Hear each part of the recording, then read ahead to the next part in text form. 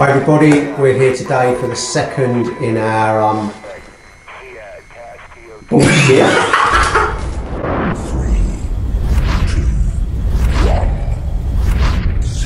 Hi everyone, we're here today to do the second of our reviews, bike reviews, new bikes, the latest bikes. Today we've got the 2020 SUPERDUKE and we're going to have a chat about it, tell you what we think about it. Yeah. James? Yeah, so to point out, I'd just like to start with, sorry, the new bike is completely different from the ground up. KTM made a massive point of saying they've not scrapped the old bike, but taken some of its key features, starting from literally the ground up with this new bike, and yeah, I would say it's worked, would you say? Yeah, it is. It's a different chassis, different everything, to be honest. It's very different from the Gen 1 and Gen 2.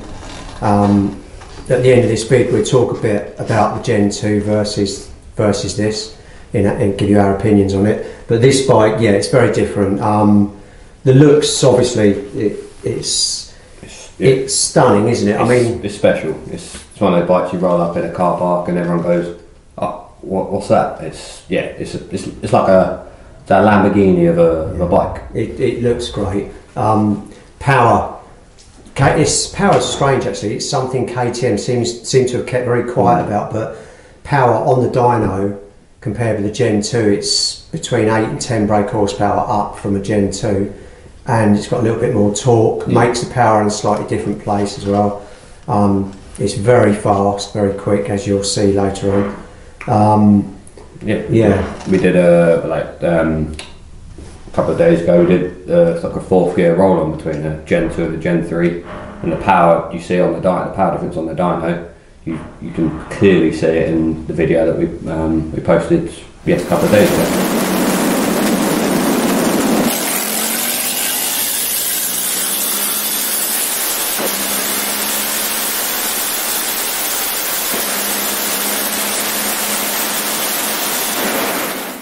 The next thing, handling wise, it's completely different rear shock setup, totally different from the old version. Really works. Actually more conventional setup, really works. It's got the Apex forks on it.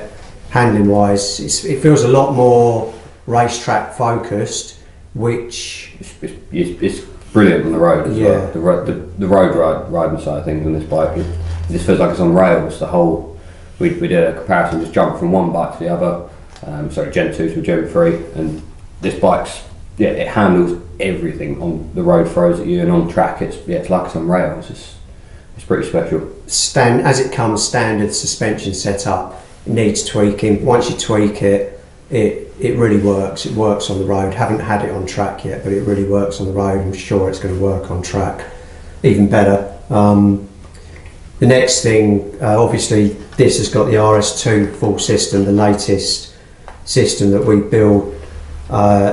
It gives it around 8 to 10 brake horsepower increase on the standard power, a lot more torque. Massive weight saving. You feel that, like, it's serious. When you take the stock system off, you put this on, you actually have to, like, you have to slightly tweak the suspension as well, because you're losing so much weight underneath the bike from the stock system.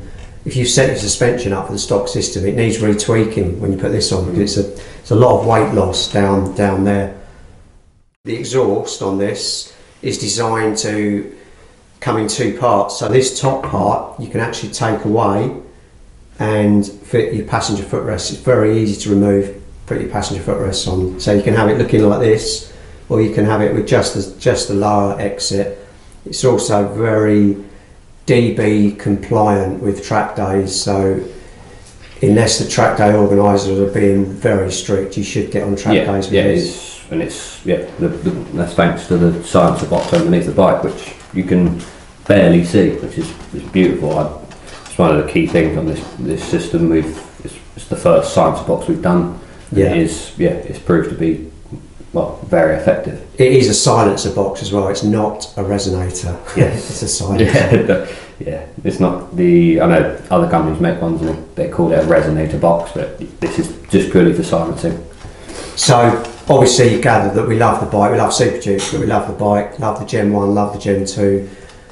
This one's up the game. So we did a proper shootout between the Gen 2 and the Gen 3. In a roll-on, as we were saying, fourth gear roll-on, this bike romps it. That's thanks to the gearbox as well. The quick shifter is quick shifter. The gearbox is far superior to a Gen 2. It's not saying the Gen 2 one's bad. The Gen 2 one, if this bike wasn't around, still the Gen 2 hands down best road bike in our opinion. This is just progress. It's just come along. There are things I didn't like. The riding position has changed. It's a lot more racetrack, a lot more cramped. So I've lowered the pegs for me. This really works for me. So the riding position that I've got now is something like 25mm lower, which actually is very similar to the Gen 2 riding position. This now works for me as it was stock. It didn't work for me, but it probably would for you, James. Yeah. When I jumped on it, like spring chicken. Yeah, it's fine. I do prefer a more racier feel to a bike, but yeah, getting on this with the new foot peg position, it's lovely. You could ride it all day, every day. And going back to the Gen 2, sort of Gen 3 comparison, we see a lot of people on like Club KTM Facebook page saying about the Gen 2 and Gen 1 are way better than the Gen 3. I know it's a bit of a sore subject, but what would you say about it?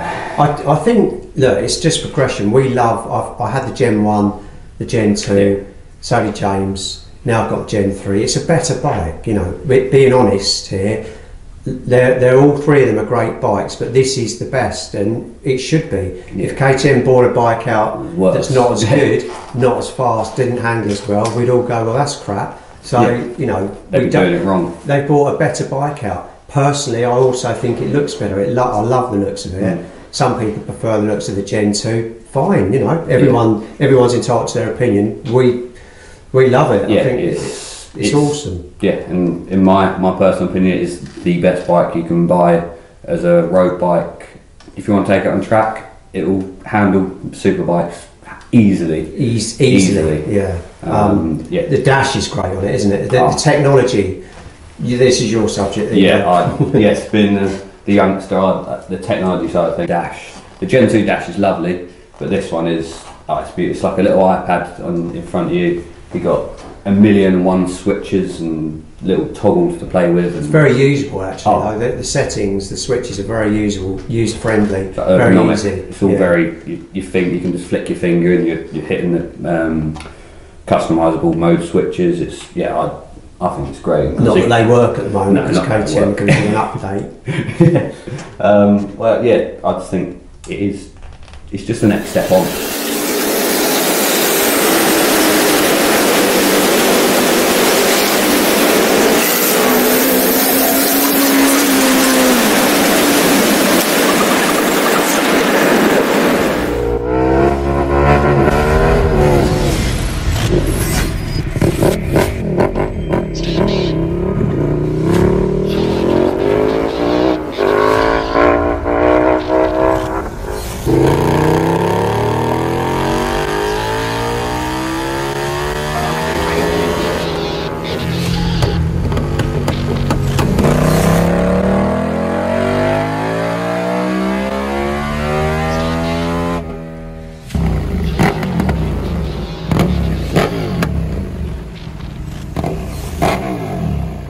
This has got the Power Part seat on it, and also the Austin Racing carbon seat hump, and that is, it changes the look. It's also got a different, it's got like a, what's it called, a clock, what would you call it, a clock? Yeah, clock screen. Clock screen, it's really nice. Which you can, we'll put in the link, put the link down below.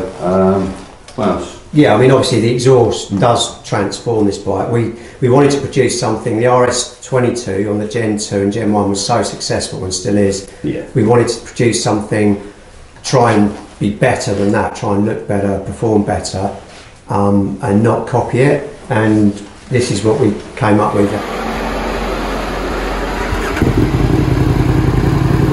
Getting back to Gen 2, Gen 3 comparison, handling wise, brakes, handling, everything about this bike, if you put the same rider on the Gen 2 and the Gen 3, he would be a long way ahead on the Gen 3. It's just progression. I think it's one of the big things is the whole rear suspension linkage, the apex forks. They're more confident aspiring. I went from a Gen 2, we literally just jumped switch bikes and got on this for the first time, and it feels different to the Gen 2, but you've got that same confidence feeling of you can try into a corner and it goes from upright, banks over, and it just sits there. It doesn't do any weird wallowing. The Gen 1 had that sort of wallowing feel to it. The Gen 2 wasn't so bad, but this is completely sorted. You can throw it into a corner, it handles it. It does, yeah. It holds a line nicely, and it's still a wheelie machine. It's still, it's a beast. Yeah, I absolutely love it. I just love it. It's great. Like we say, it's about something KTM says, so it's just an evolution of the beast.